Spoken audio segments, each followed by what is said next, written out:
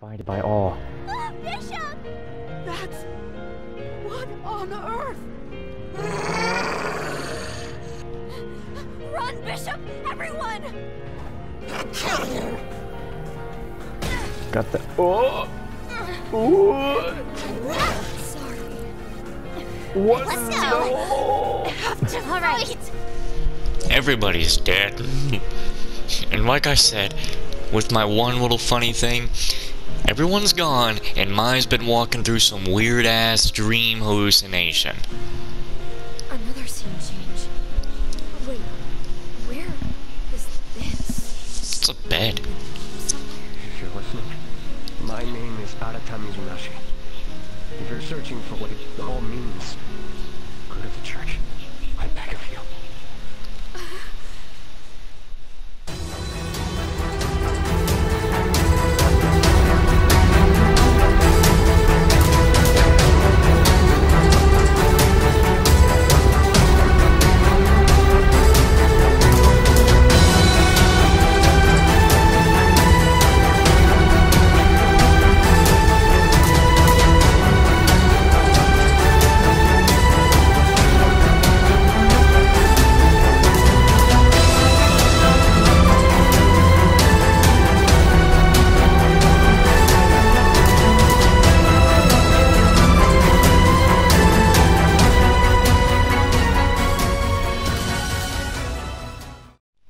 Well, hello everybody, and welcome back to Death End Request. In the last episode, we got a message from Arata, and also, we figured out that my crazy theory of Mai going through a weird hallucination with nobody around is practically real, because, she's all alone.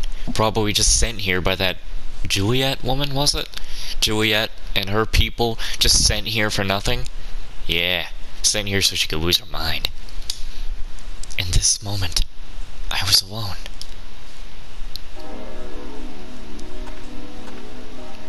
I walked alone in this abandoned town of death under the heavy, thick gray clouds that enveloped the night sky.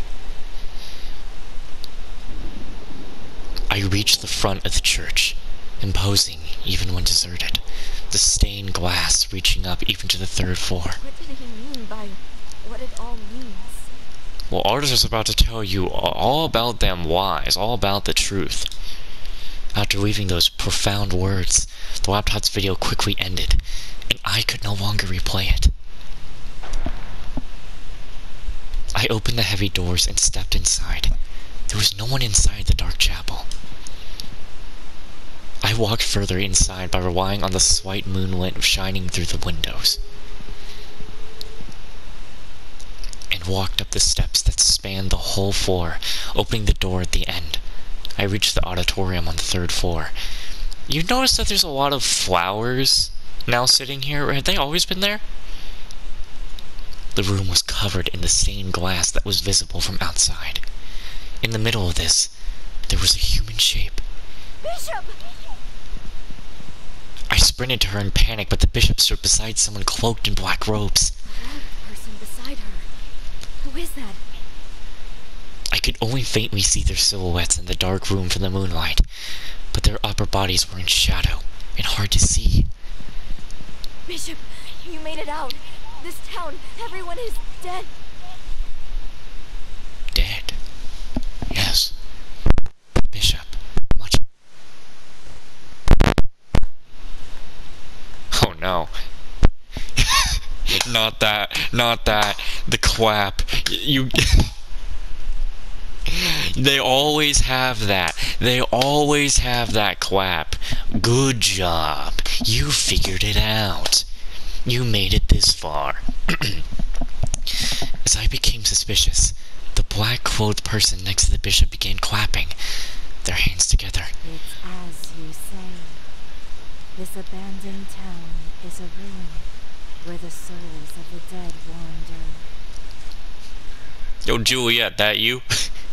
Were you actually the bishop? I mean, the bishop kind of, from the art we see, bishop kind of look a little chunky. And so did you. See, I'm not, at this point, I'm just throwing out my crazy theories and just gonna go with it. Because I'm usually right. Rather than Rather than from the clapping black-clothed person, the voice was coming from the unmoving bishop? One destined to repeat an endless cycle. All you've seen, all you've spoken to, all dead, including the headmistress. I admit it was comical, watching you go to bed, wake up, and go to yourself in the abandoned room. No one there to listen. What about Roddy and Liliana?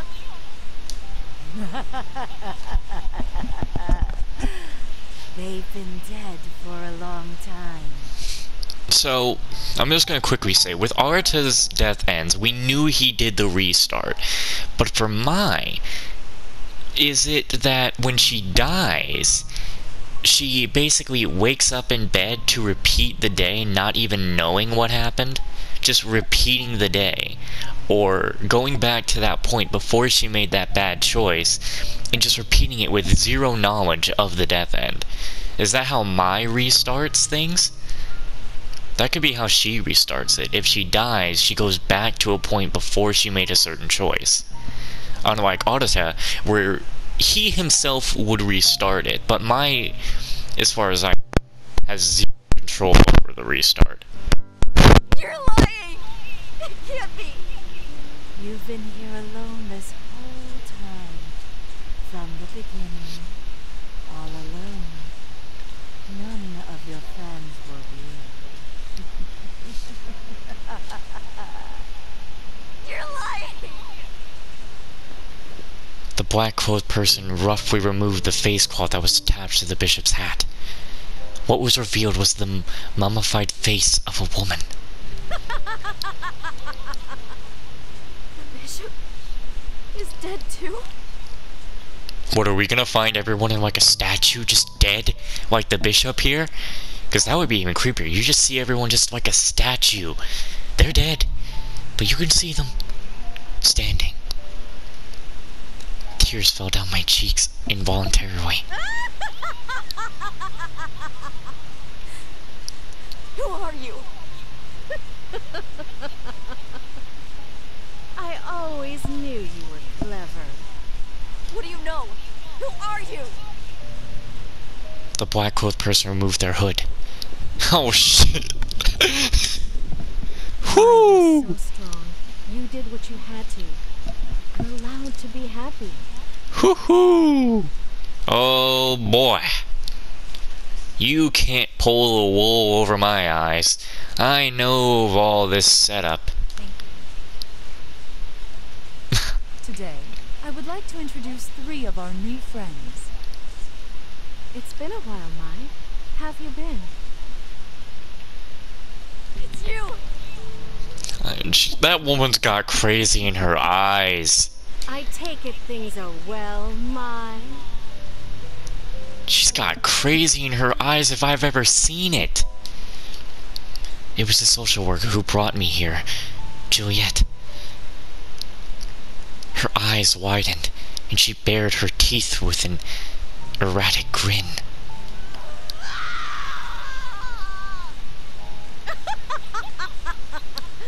What a fantastic scream! I hope it hurts. Can you feel despair creeping in? Your peers, Sheena Ninomiya and Chloe Aaron, are both dead. Despair! A fitting final sacrifice. But I actually wonder about both Sheena and Chloe. Wait, like, for Chloe, what happened? I will assume that Sheena had also been dead for a while here. Wait, no. No, yeah, what happened to both Sheena and Chloe during all this then? How did they actually die? Flashing a mad grin, Julieta came closer. Stepping backwards, I was cornered into the wall with a large stained glass window. Final sacrifice. Jump out the window. From the far back of the auditorium, behind Julieta, the black-clothed group appeared in droves. The image of Sheena being killed floated into my mind. Unable to back up any farther, my back finally lay flat up against the window. I couldn't escape. I was going to be killed. I finally came to realize this. I don't care anymore. In that moment, I had given up. My Toyama survived. As my eyes snapped open, I wept backwards. I crashed through the stained glass with my back and jumped into the darkness. I shut my eyes and allowed myself to fall. Don't let her escape!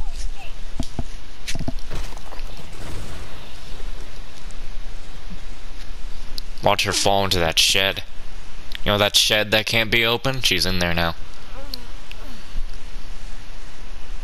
Did I make it? Yep. As I came to, I found myself in a dim shed surrounded by wooden walls. Oh yeah, we're probably right on that. Did I pass out? The ceiling was broken and the dark sky could be seen. I must have fallen in through there. The edges of the small shed were blanketed with straw. I was safe thanks to accidentally landing there. The laptop I was clutching was miraculously intact as well. This is the shed below the church window. Oh yeah. I had a hunch. The forbidden shed that Roddy had talked about. I was in this shed with no entrance next to the church. What is this? Looking around closely in the room, a mark composed of circles and triangles was painted onto the floor. Characters that I couldn't read were written along the side of the circle. Some ritual circle? Is it for the church? Around the strange demonic circle, unevenly large candles were set up, and a few of them were lit. If this shed can't be entered from the outside, who lit these candles? Within the burnt-smelling room, I found an even stranger thing. What is this? On the wall, a mysterious mark was once again written in paint on it. I had no idea what it meant, but it was decidedly unpleasant. Okay, how the hell do I get out? There's no exit. If I stay here, I might be found. Sis! Sanai? Sis! That voice! I knew it instinctively, just then. Even though it was years since I heard it, it was the voice of my sister, Sanai. I strained my ears in order to hear it once more. Almost as if calling to me, a door on the floor opened on its own, as I could see stairs leading to a basement. Sanae! Are you down there? As if being led, I started down the steps to the basement.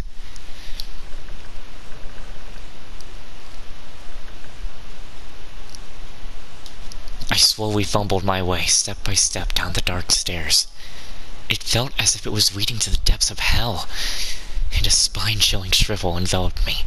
Before you descend into the room below, I need to tell you something.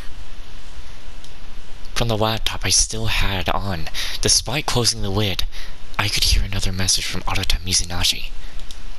Previously, he did call out to me with good timing, and I was saved because of it. Hey, how do you know what I'm doing?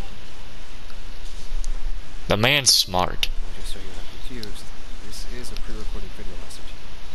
I'm speaking along to your predicted movement. Sorry if I lagged them.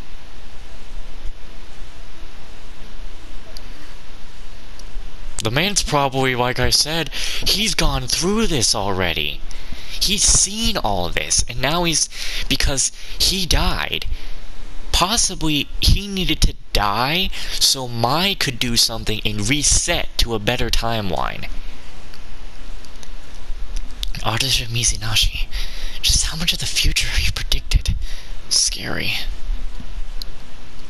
No doubt you're still skeptical, but the world we live in is comprised of karma. I was a programmer. Makes me one of the only people around who can alter the karma. Long story short, it's kind of like magic. It enables me to rewrite the world so so to speak. With this laptop, you too can have this power, with some limitations. Comprised of code? Does that mean this world isn't real? I'm sure by now you're asking yourself if that means this world isn't real. But that's not true. We were born into this world. We all exist here. To us, this is as good as reality gets. Even outside of our world, it's all different names for the same thing. Electromagnetic waves, mana, coding, etc. There's no difference between us and anyone else, Mike. My skin was warm when I touched it. The place I injured was throbbing with pain and was leaking blood in a clear liquid. It was true that right here, right now, I was living. Hey, wait a second. I meant to ask you this earlier, but how do you know my name? You're probably wondering how I know your name. I'm willing to bet you're short on time. I'll make my point. The room ahead is not of this world. If your will is weak, it will take you. Prepare yourself. Don't lose it. The follow-up video is scheduled to play soon, so I'll brief you then. Later. See, there's one thing I can say about knowing if you are a to find your Death End Request protagonist / programmer. They need to be wearing literally 2 jackets, have them big, you see the big laces, whatever, the string, and their sprite has to have a computer on their side the whole time. Take that note, computer on their side the whole time. Has to be wearing 2 jackets and a shirt underneath. Has to have the big strings on their jacket.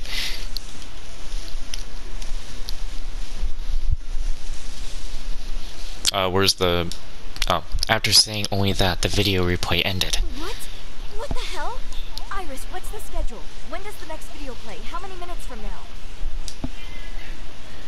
Information restricted.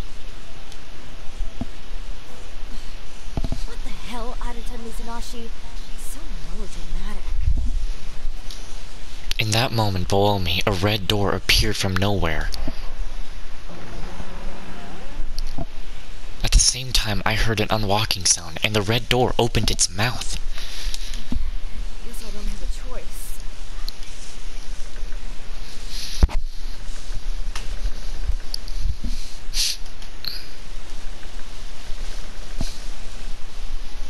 How many minutes had elapsed since I continued to walk down the steps after passing through that ghastly red door?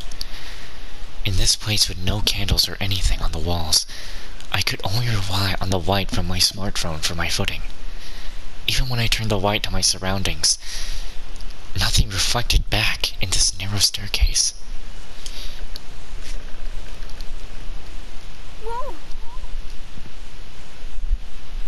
Eventually, my feet landed on the bottom floor. Having expected another step, I lost my balance and landed on my hands.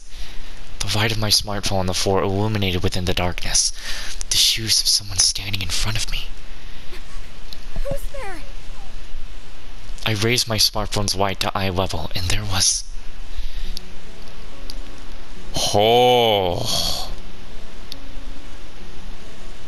Oh! Oh! Oh! Ooh! Are they all up on strings? That's so fucking creepy. Look at that! That's like a painting of the town! Are we in a mall? Oh, that's fucking creepy as hell. Everyone's like a doll. The face of a townsperson I had seen before, standing there without any movement, like a mannequin, looking closely on his side and their sides, and even behind him. In this dark room, the residents of this town were standing lined up with no expressions. What is this? The residents all died, didn't they? Why are they all lined up here? I'm actually looking back and forth to see if anyone is repeating. Is no one no, actually, there's a repeat. You see that kid in like the beige kind of coat next to that woman on the right and that man? He's got like kind of like dark brown hair. You can see him down by the lady with the white dress and white hair on the left. You can see him down there. So there are some repeats in here. Even when I touched them hesitantly, there was no response. They had no body heat. It felt uncomfortable, like time was stopped just here. Everyone was motionless, as if their bodies were fixed into space. What is this place? I swallowed my fear and headed further inside between the lined up people.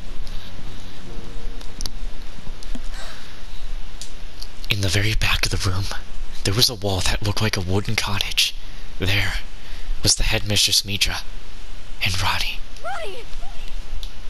Like the other people, Roddy's eyes were open, but she was emotionless. She looked like a pretty doll. This is the strain area. A place that houses the memories of this town's master. Here, all of the townspeople are tried. The laptop once again began to play a video, and on its own, I heard Arata Mizunashi's voice. And instinctively, my brain ended up understanding that these words were true.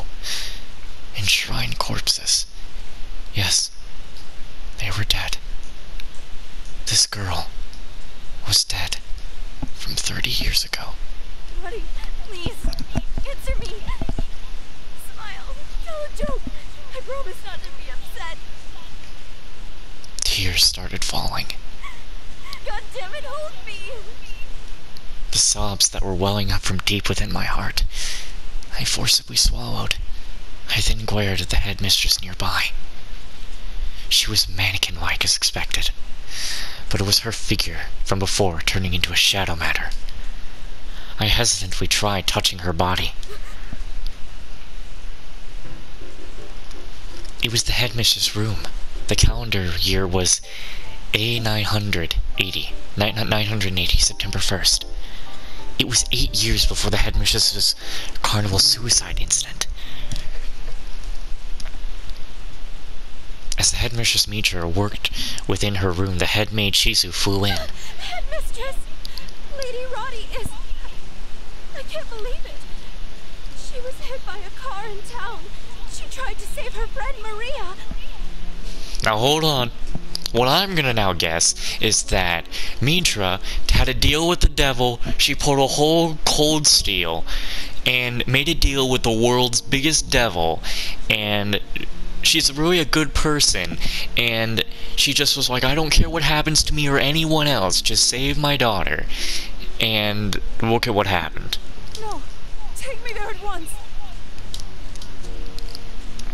The ashen-faced headmistress dashed out. In the town, within a crowd, a single old car was stopped, and on the ground, her darling daughter Roddy was collapsed face first, covered in blood. Oh, I should be doing this with my other voice a few hours later. We did everything we could, but her organs are too damaged. I'm sorry. She likely won't make it through the night. Roddy!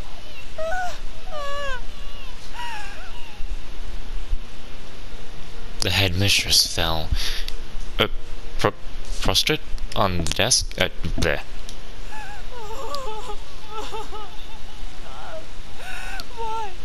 Why have you punished your child like this? The headmistress was grieving, but then the doctor sat down next to her and whispered into her ear. Saving her with normal means would be impossible, Miss Dahlhart. But to save your daughter, why don't you meet with our sister? What? Oh no, this was a setup. Oh no, that's what this is. It was a setup. She was ran over on purpose by Julieta and one of her men. And oh, this doctor's one. Oh, I see. A black car was stopped in front of the church. From out of it came a woman clad in black. I should have started this in that voice, but I was like, isn't this from the point of view of Mai now with the memory? But I don't know. It's Mai's not being like, and I saw, so it was Julieta. Julieta approached her reverently, squeezed the headmistress's hand, then spoke, as if bestowing some important words. That night, Mira was walking alone down the hallway of the Wordsworth dorm. Sensing a presence and turning around, there was the headmistress, clothed in black. In her hand was a 3-pronged halberd.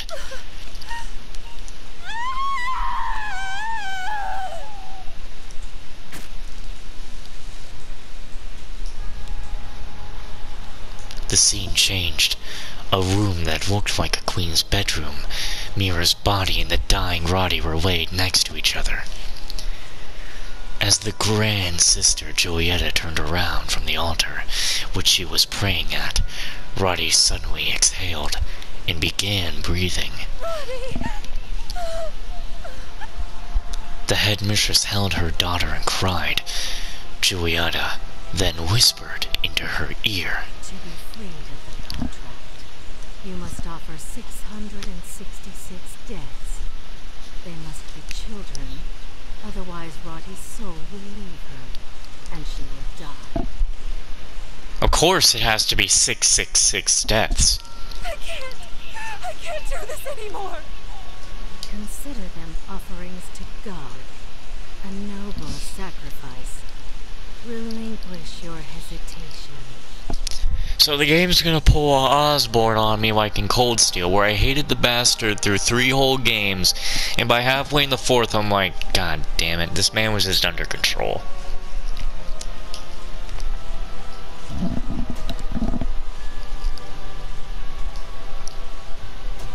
She murdered countlessly, but the more she did it, the less she could... I think it's more because... Yeah. At a point, she just broke.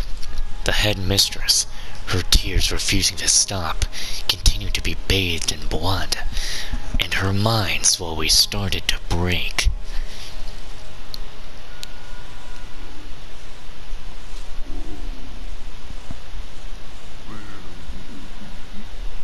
Huh? Someone hungry?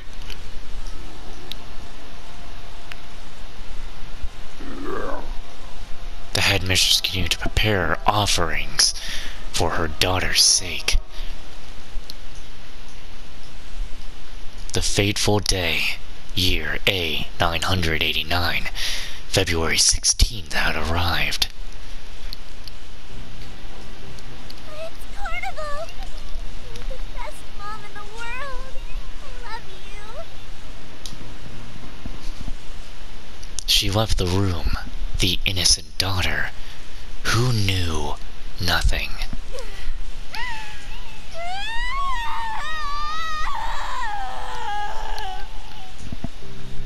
The broken headmistress gave a twisted scream and began tearing at her head.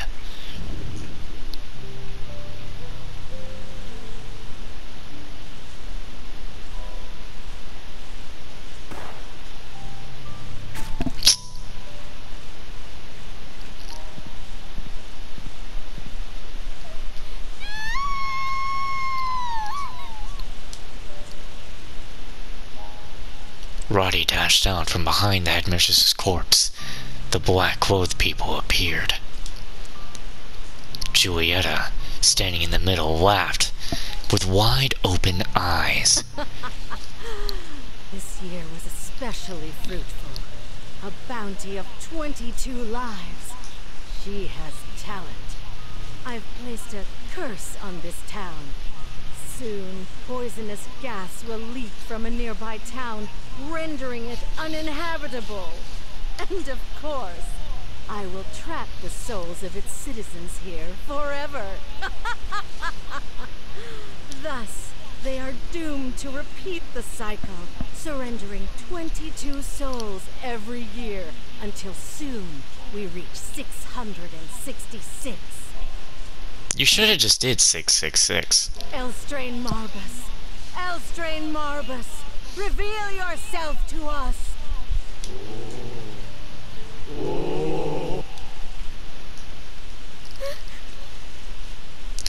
Man, I guess I really can't be hating on the woman then, you're telling me. She was... I mean, it really did look like she did everything she could to keep her daughter safe, but she worked at an orphanage, and she too did love the children that she brought in. And it completely broke her. And that... She had a whole lever action shotgun. I was actually expecting some double barrel or something. Oh, jeez, man, this is some fuck shit. The corpse of Roddy in front of me had suddenly begun to stream tears. What was that? One of the headmistress's memories? Maybe now because Mai is our protagonist, and she's also a programmer, probably just touching them both had somewhat released them from this curse. As she has now, in a way, restarted them in a point. The headmistress still stood there with her eyes open, and the bodies of the other residents still had not moved a bit. The Wordsworth Massacre incident from 30 years ago became worldwide news. Word spread far.